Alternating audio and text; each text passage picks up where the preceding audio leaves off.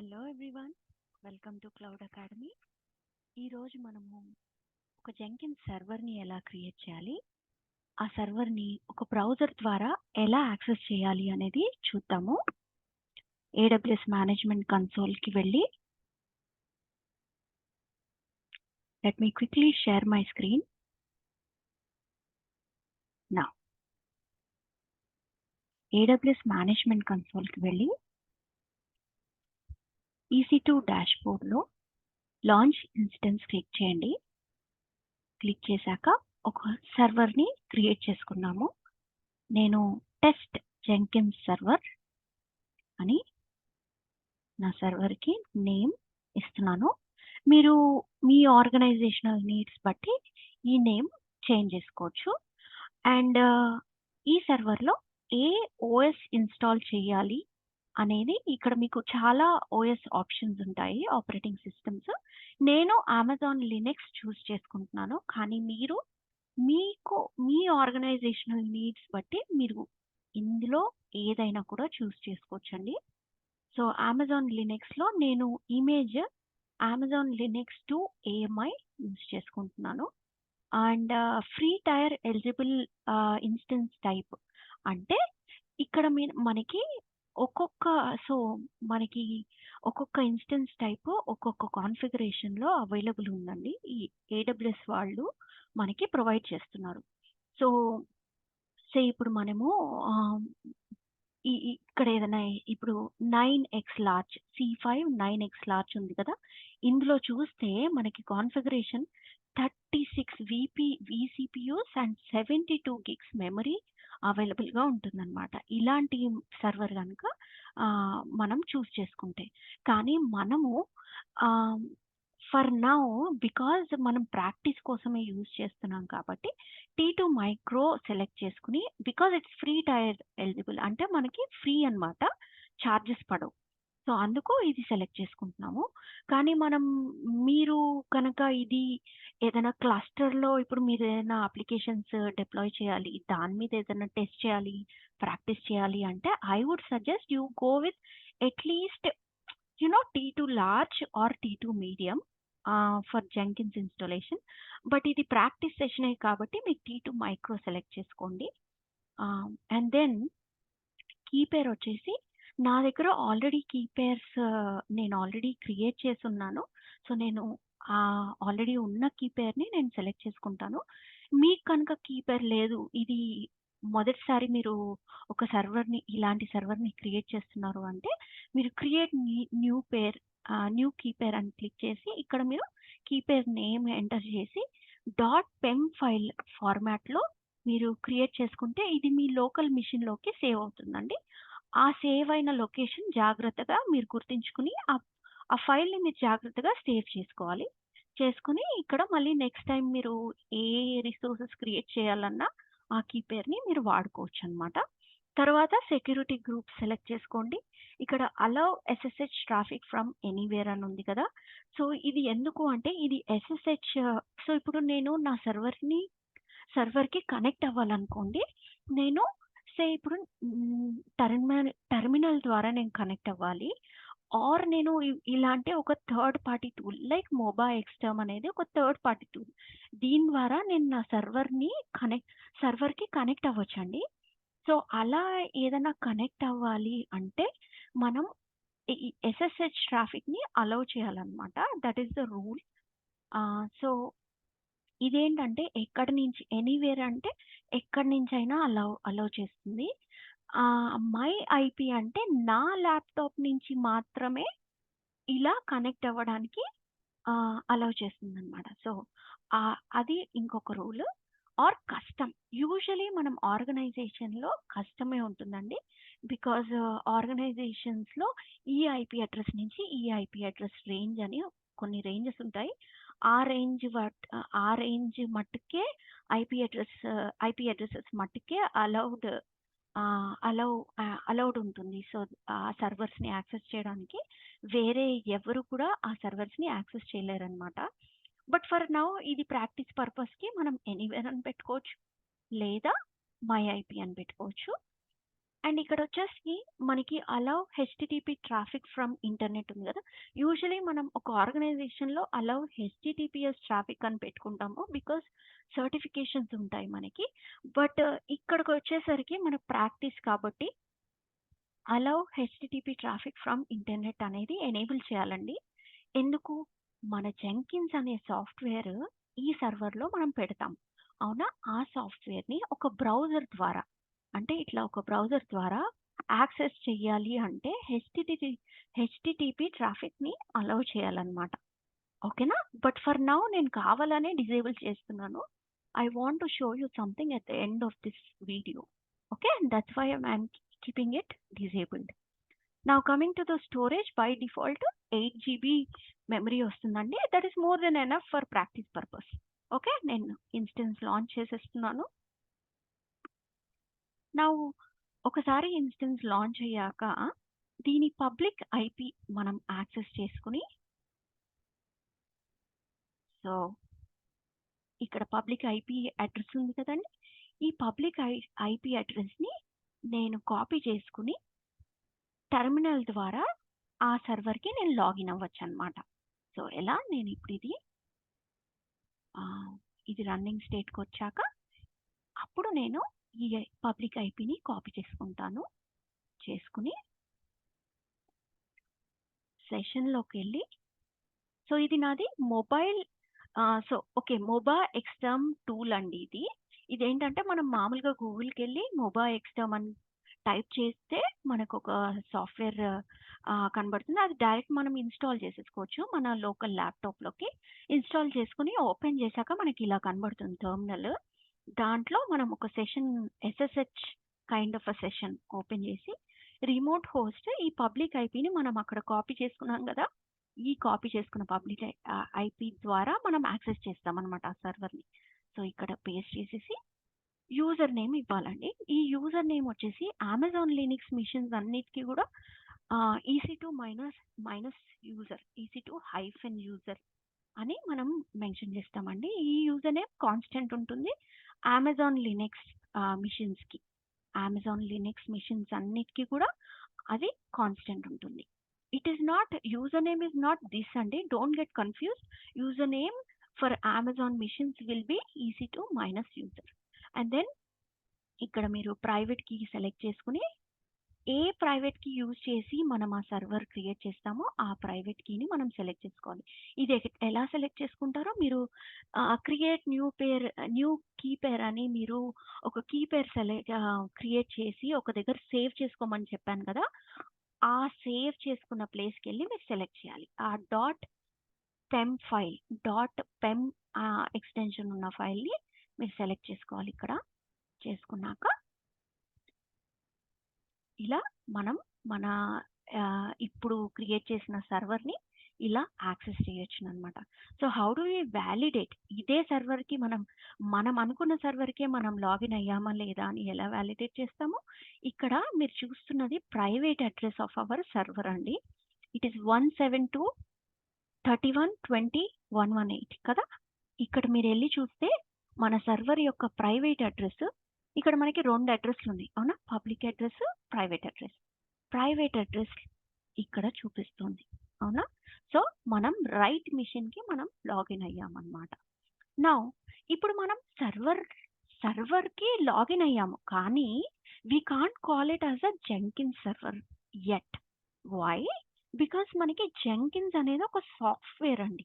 ఆ సాఫ్ట్‌వేర్ మనం ఈ సర్వర్‌లో ఇన్‌స్టాల్ చేయాలనుకుంటున్నాం. అవునా? సో, ఇప్పుడు జెంకిన్స్ అనేది సాఫ్ట్‌వేర్. ఇప్పుడు ఇది బ్లాంక్ సర్వర్ అన్నమాట. ఈ సర్వర్‌లో మనం ఏవైనా సాఫ్ట్‌వేర్స్ ఇన్‌స్టాల్ చేసుకోవచ్చు. అవునా?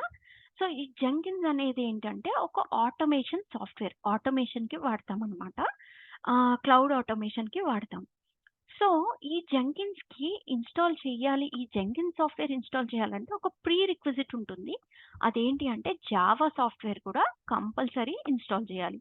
జావా సాఫ్ట్‌వేర్ ఇన్‌స్టాల్ అవుతేనే జెంకిన్స్ సాఫ్ట్‌వేర్ ఇన్‌స్టాల్ చేయొచ్చును మనం.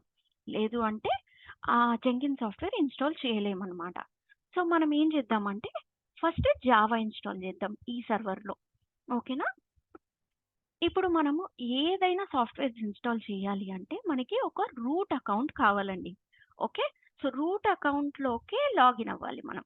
సో, ఇప్పుడు మనం ఈ సర్వర్‌లో రూట్ అకౌంట్‌కి ఎలా లాగిన్ అవుతాము అంటే ఈ కమాండ్ తోటి సుడో స్విచ్ యూజర్ ఎస్‌యు అంటే switch user hyphen okay.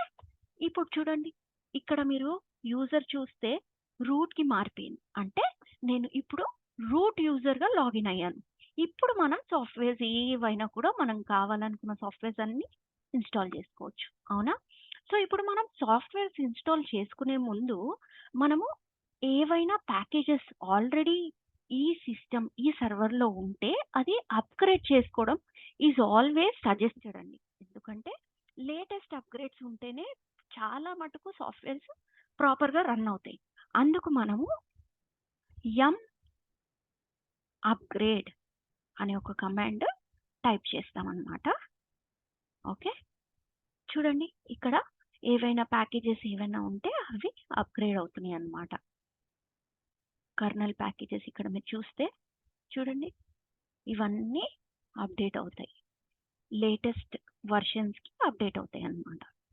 So, ఒక్కసారి ఇది కంప్లీట్ అయిపోయాక కంప్లీట్ అయిపోయింది కదా! ఇప్పుడు మనం ఏం చేస్తామంటే జావా ఇన్‌స్టాల్ చేసుకుందాం. సో, ఏ సాఫ్ట్‌వేర్ అయినా ఇన్‌స్టాల్ చేయాలి లినక్స్ మెషిన్స్‌లో అంటే యమ్ అనే ఒక ప్యాకేజ్ మనం వాడుకుంటాం. యమ్ ఇన్‌స్టాల్ అనేది కమాండ్ అన్నమాట. ఫాలోడ్ బై మనం ఏ సాఫ్ట్‌వేర్ ఇన్‌స్టాల్ చేయాలనుకుంటున్నామో ఆ సాఫ్ట్‌వేర్ పేరు రాసేయడమే అంతే. So, yum install Java. So, Java install అయిపోతుంది. Pretty easy right? సో, మనం అక్కడ యమ్ ఇన్‌స్టాల్ జావా బదులు పర్టిక్యులర్ వెర్షన్ నేమ్ కూడా ఇవ్వచ్చండి. మనకి ఏ వెర్షన్స్ జావాలో కూడా చాలా వెర్షన్స్ ఉంటాయి.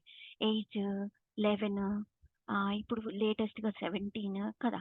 సో, ఇప్పుడు మీకు 11 కావాలనుకోండి. జావా హైఫెన్ 11 అని ఇవ్వచ్చు. అట్లా అన్నమాట. సో, ఇక్కడ జస్ట్ నేను జావా ఇచ్చా కాబట్టి అదేం చేస్తుందంటే latest version of Java install చేస్తుంది. ఓకే. ఇప్పుడు నాకు జావా ఇన్‌స్టాల్ అయిపోయింది. కంప్లీట్ అని చూపిస్తుంది ఇక్కడ. ఓకే. ఇక్కడ చూస్తారా? ఇక్కడ చూడండి. జావా 17 ఇది ఇన్‌స్టాల్ అయిపోయింది. ఓకే. ఇప్పుడు మనం చెక్ చేద్దాం. అసలు జావా ఇన్‌స్టాల్ అయిందా లేదా? ఏ వెర్షన్ ఇన్‌స్టాల్ అయింది?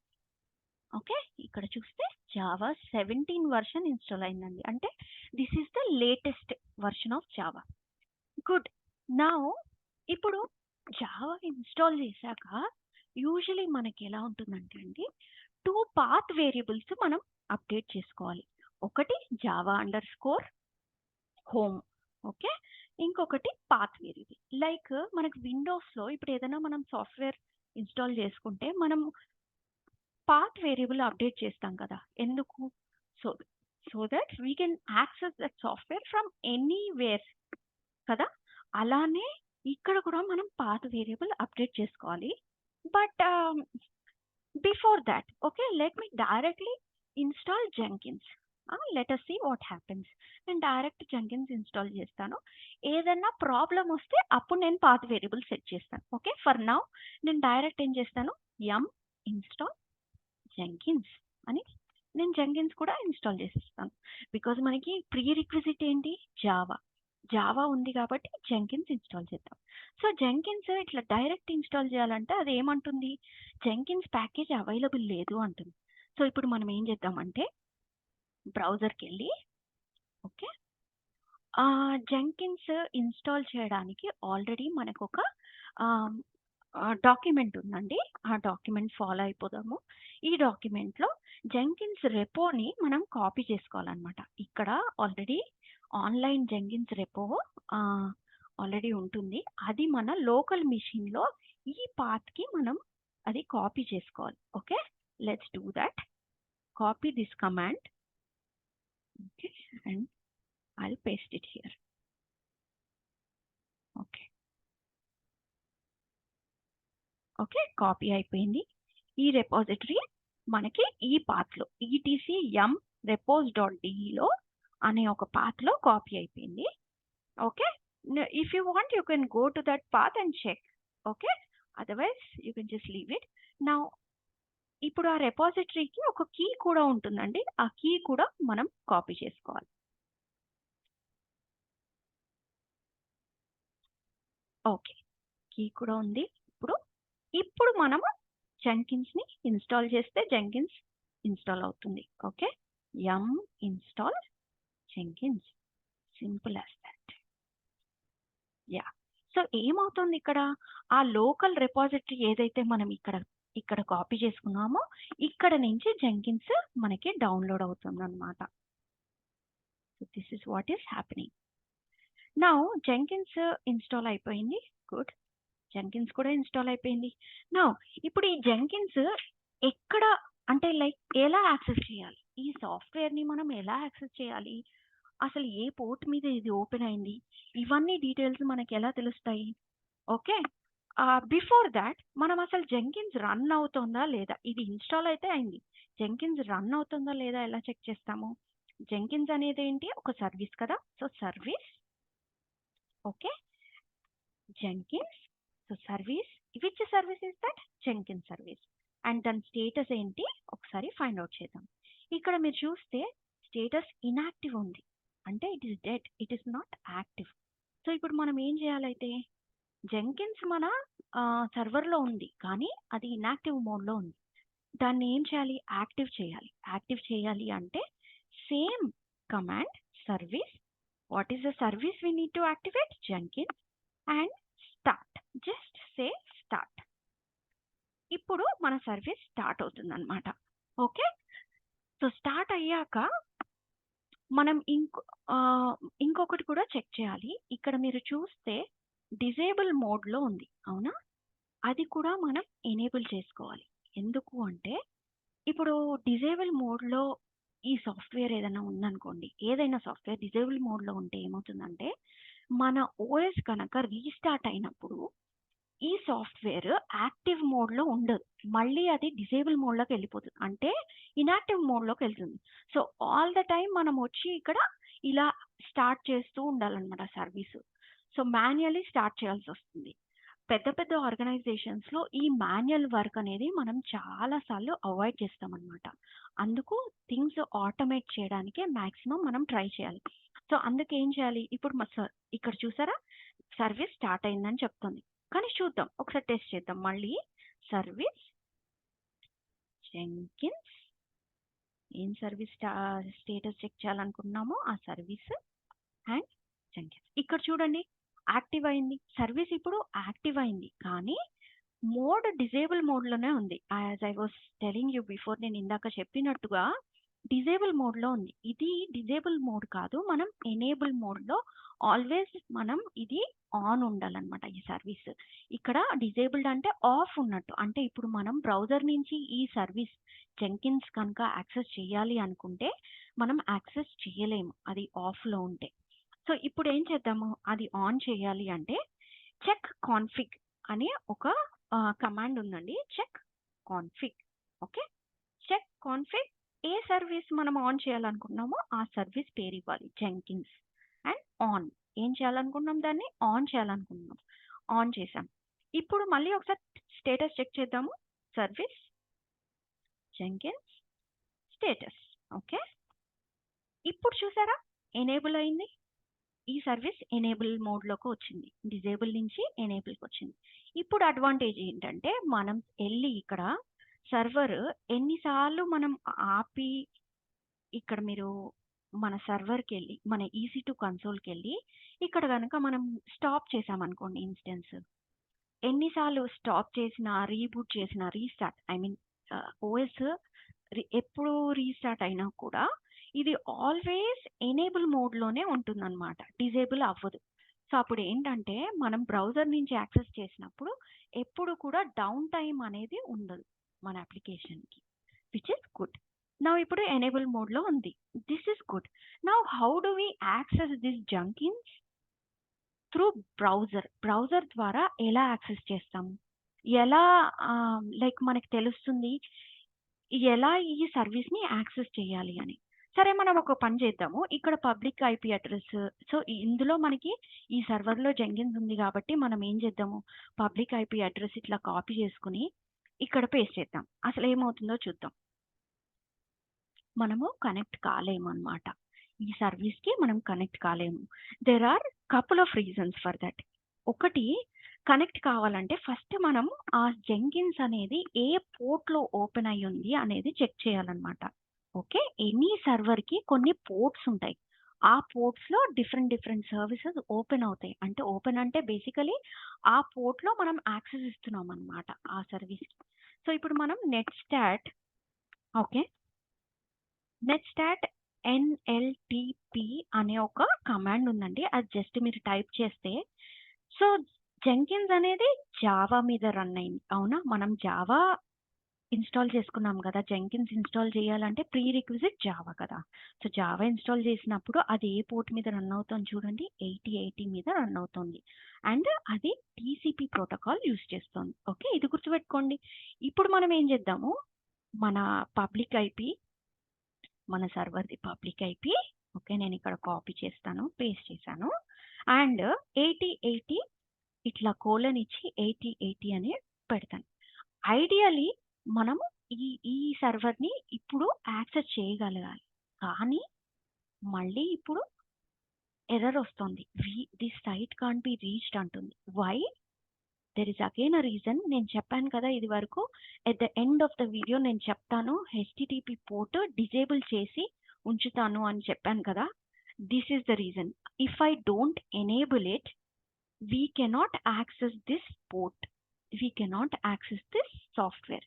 సో మనం అందుకే హెచ్టిటిపి పోర్ట్‌ని మనం ఎనేబుల్ చేయాలి. అది ఎలా చేస్తాము అంటే సెక్యూరిటీ గ్రూప్‌లో ఇక్కడ ఓకే. సెక్యూరిటీ. సో బేసికల్లీ ఇక్కడ రండి. ఇన్‌స్టెన్సెస్‌కి వచ్చి మన ఏ ఇన్‌స్టెన్స్ మన సర్వర్ ఏదైతే ఉందో దాని కింద ఇక్కడ చూస్తే మీకు సెక్యూరిటీ అని ఉంటుంది. ఓకే. ఈ సెక్యూరిటీ ఇది సెక్యూరిటీ గ్రూప్ పర్టైనింగ్ టు ఆ పర్టిక్యులర్ సర్వర్ అన్నమాట.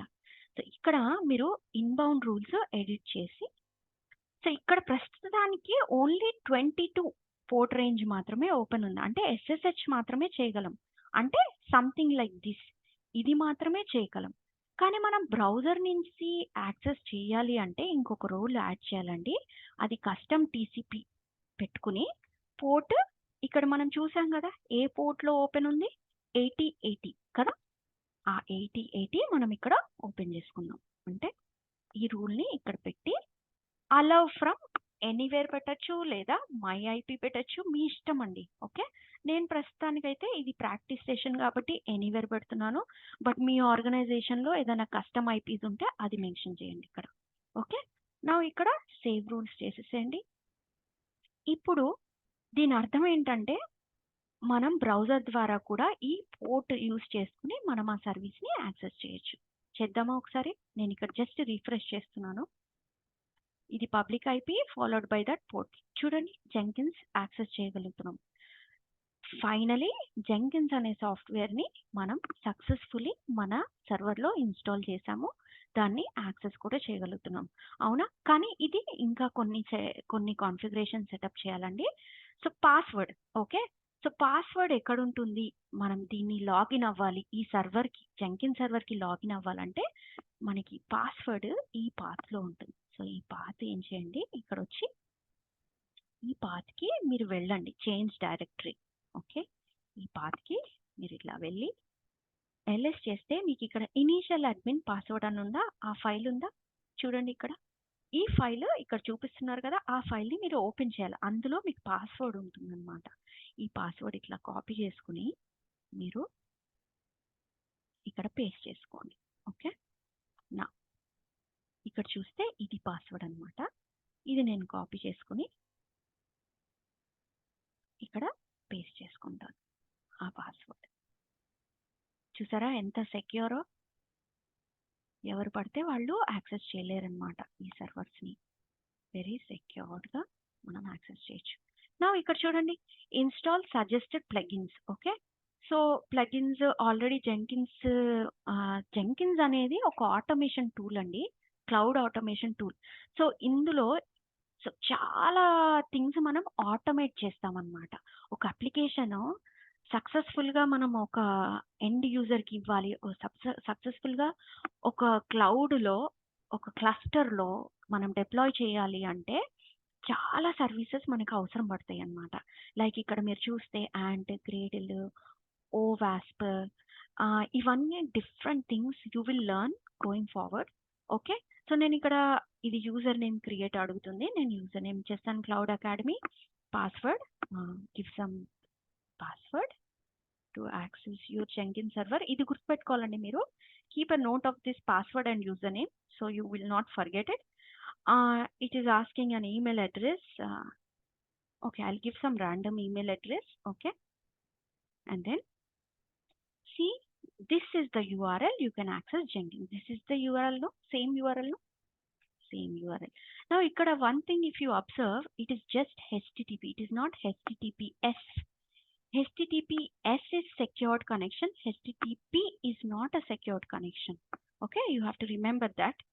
ఇది ప్రాక్టీస్ పర్పస్ కాబట్టి it's okay, but in big organization we have so many things like domain name server అని, మనం route 53 అని, ఇవన్నీ మనం యూజ్ చేసుకుని మనం ప్రాపర్ నేమ్ ఇస్తామన్నమాట. ప్రాపర్ నేమ్ అంటే లైక్ మనకి గూగుల్లో www.google.com అని ఒక డిఎన్ఎస్ నేమ్ ఉంది కదా, అట్లా మనం ఈ ఐపీ అడ్రస్ గుర్తుపెట్టుకోవడం ఆల్వేస్ కష్టం కదా. సో అందుకు ఈ పాత్ ఈ యూఆర్ఎల్కి మనం ఒక నేమ్ ఇచ్చి ఆ నేమ్కి మనం రీడైరెక్ట్ చేస్తాం.